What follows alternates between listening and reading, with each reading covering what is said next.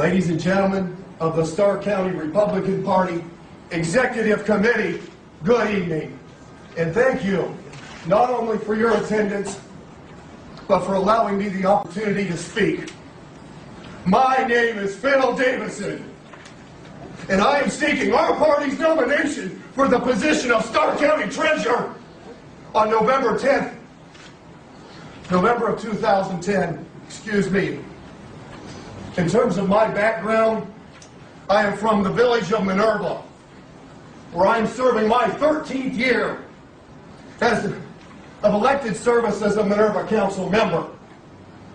In terms of education, I have a bachelor's degree in sociology, a bachelor's degree in history, a master's degree in public administration,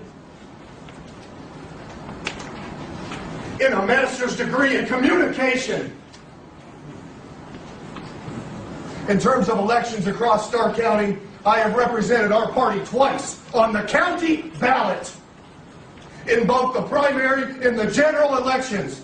When I ran for Starr County Clerk of Courts in 1996 and Starr County Commissioner in 2000, and I will not apologize for my tone tonight. I have been a Republican in times good, and I have been a Republican in times bad.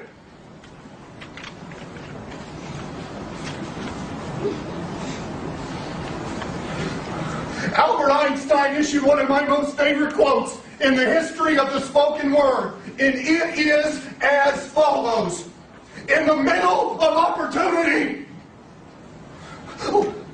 in the middle of difficulty lies opportunity. I'm going to repeat that so I have clarity tonight. In the middle of difficulty lies opportunity.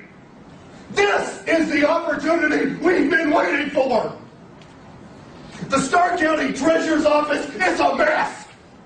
It is in dire need of structure and guidance.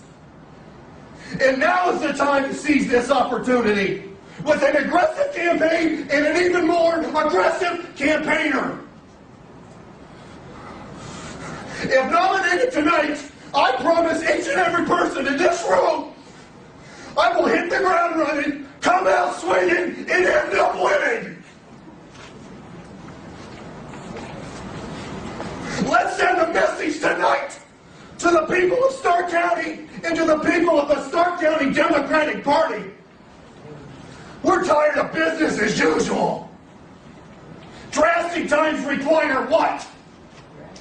Drastic measures, yes! Who said that? Thank you! Drastic times require drastic measures. We will not tolerate incompetence and irresponsibility any longer. Now is the time to snap the Democratic stranglehold on the Treasurer's Office in two. And I harken back to what my friend Alex just said. He ran against the Treasurer in 1996. It was a problem then, it's a problem now. Infestation. Politics is not touch football. Politics is winner take all. It always has been, and it always will be. If nominated tonight, I want to develop and expand my campaign for what I believe is the greatest strength of the Starr County Republican Party, and that is its people. I believe in the axiom that all politics is local. And because of this belief, I want to harness the thoughts and ideas that individuals in our party have concerning Starr County and its political subdivisions.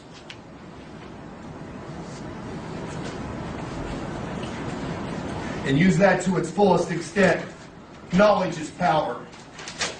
Let's tap into this knowledge and use it as a tool to win the Treasurer's Office. Let's use this knowledge not only as a tool, but as a weapon. We must win this election. If nominated tonight, I will win this election. And I'm going to say that again so there's no miscommunication tonight. If nominated tonight, I win. Tell your friends, tell your neighbors, tell Randy Gonzalez.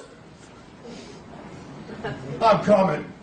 Both barrels, guns loaded. I believe in the entities and the principles of the National Republican Party, the State of Ohio Republican Party, and the Starr County Republican Party.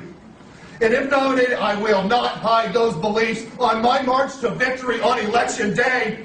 If nominated tonight, I can guarantee with 100% certainty that what you are seeing from me tonight is what everyone outside those doors is going to get over the next 8 weeks. I used to be an idealistic thinker. I am now a pragmatic thinker. Government may be about service. Politics is about winning. Tonight, as a candidate seeking the Republican nomination for the position of Starr County Treasurer, I humbly ask for your vote as members of the Starr County Republican Party Executive Committee. Thank you. Daily, this is what happens to your eyes. Take a look at these 2 retina scans. They both look sharp, focused, and healthy, but only one of them belongs to someone young. The other? It's the eye of a 74-year-old man who nearly lost his vision for good. His simple fix? Doing one tiny thing each night before bed. So if you wear glasses or contacts and are struggling with blurry vision, floaters, or living with cataracts, macular degeneration, glaucoma, or any other vision impairments, then I've got something important to share with you. So about a year ago, my wife came home from her routine eye exam and I could tell something was off. She wasn't smiling. She didn't say much. Then she sat down at the kitchen table and said something I'll never forget. The doctor said my vision is declining fast. There's no cure. He said we can try drops or even monthly injections, but that's really all you can do. I couldn't believe it because we had dreams of traveling, seeing the Northern Lights in Iceland, walking through the Louvre, taking our grandkids to the Grand Canyon, and all of that to be taken away within a year, because the doctor said that's how long it could be before she might need help just walking around the house and might end up in the nursing home. I was devastated, and after more testing, we finally got an answer. Her eyes were clogged.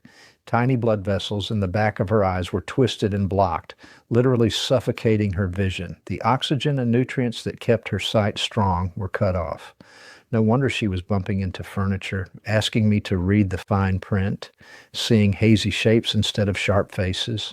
And the scariest part, the doctor said if you ignore worsening vision, even just a little dark spots for too long, the damage might become irreversible.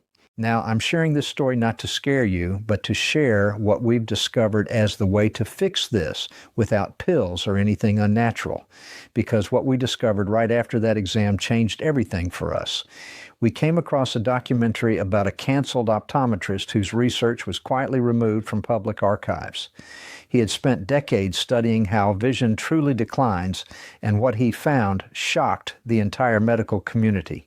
He found that nearly every case of deteriorating vision had one single root cause, and it's not aging, screen time, or even genetics, but instead a clogged microvessels in the retina.